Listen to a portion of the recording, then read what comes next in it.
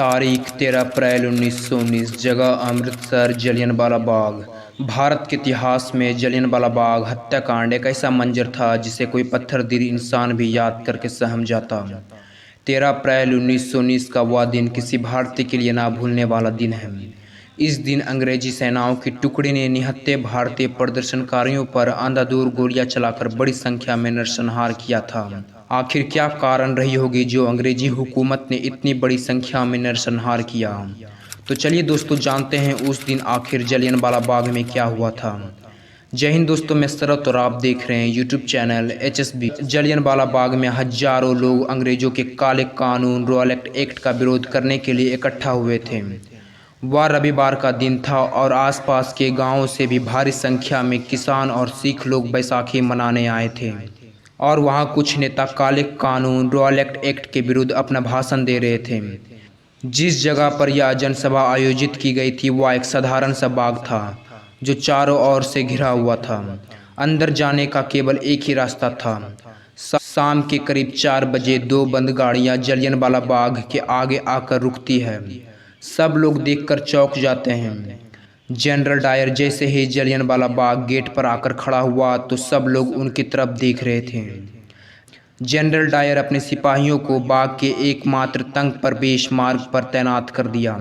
कुछ ही सेकेंडों के भीतर जनरल डायर ने किसी चेतावनी के 150 सैनिकों को गोलियां चलाने का आदेश दे दिया और चीखते भागते निहत्थे बच्चों, महिलाओं, बूढ़ों की भीड़ पर कुछ ही मिनटों में 1650 राउंड गोलियां दाग दी गई, जिनमें से कई लोग तो गोलियों से मारे गए तो कई अपनी जान बचाने की कोशिश करने में लगे लोगों की भगदड़ में कुचल कर मर गए। जान बचाने के लिए बहुत से लोगों ने पार्क में मौजूदा कुएं में छलांग लगा दी। कुछ मिनटों के भीतर कुएं मृत लाशों और जिंदा शरीर से कुआं भर गया और जो जिंदा बच गए थे वे कुएं के अंदर दम घुटकर मर गए। इस घटना में 1000 से ज़्यादा निर्दोष लोगों की मौत हो गई।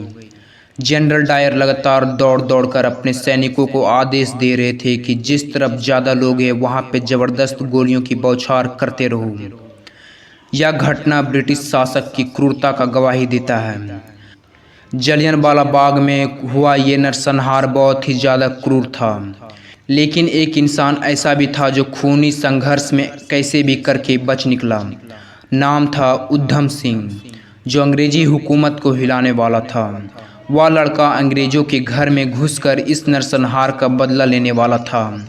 हालांकि उधम सिंह के माता पिता की मृत्यु पहले ही हो गई थी और उधम सिंह उस वक्त अनाथ आश्रम में रहते थे।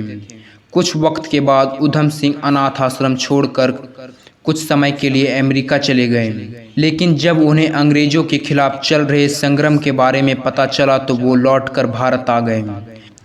इसी बीच वो अमेरिका से एक पिस्टल भी स्मगल करके लाए थे, जिस कारण उन्हें जेल भी जाना पड़ा था। लेकिन उधम सिंह का मकसद साफ था, अंग्रेजी हुकूमत से बदला।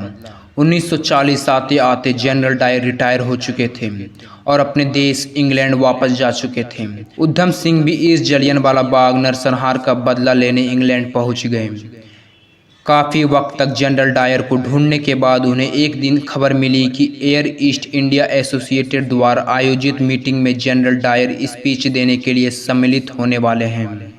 लेकिन मीटिंग में घुसना उधम सिंह के लिए आसान बात नहीं थी, इसलिए उधम सिंह ने अच्छे से एक अंग्रेज के जैसे कपड़े पहने वेस्टमिनिस्टर के टेक्सट्रॉन में घुस गए, जहां ये मीटिंग आयोजित की गई थी।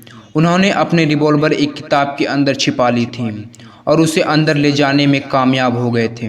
जब वहां जनरल डायर की स्पीच की बारी आई तो वह उठकर स्टेज पर जा ही रहा था कि तभी उधम सिंह ने एक के बाद एक 6 गोलियां फायर की, जिसमें 2 गोलियां जनरल डायर को लगी, जिस कारण डायर की मौके पर ही मौत हो गई और इसके बाद भीड़ की नज़र उधम सिंह की ओर गई। उधम सिंह भगत सिंह को न सिर्फ अपना हीरो बल्कि गुरु भी मानते थे, जिस वजह से वे मौके वारदात पर भागे नहीं बल्कि उन्होंने वहां पर अपनी गिरफ्तारी दी। गिरफ्तार होने के बाद उन पर मुकदमा चला। उधम सिंह की तरफ से मुकदमा लड़ने BK कृष्ण मेनन सामने आए, जो नेहरू कैबिनेट में रक्षा मंत्री भी रहे, लेकिन BK कृष्ण मेनन मुकदमा हार जाते हैं। फिर 31 जुलाई 1940 को उधम सिंह को पैटनी विलेज जेल में फांसी दे दी गई। इस तरह उधम सिंह भारत की आज़ादी की लड़ाई के इतिहास में अमर हो गए। वीडियो को पूरा देखने के लिए आपका बहुत बहुत धन्यवाद। यदि आपने अभी तक मेरे YouTube चैनल HSB को सब्सक्राइब नहीं किया तो सब्सक्राइब कर दे और वीडियो को ज़्यादा से ज़्यादा शेयर करें। जय हिंद, जय भारत।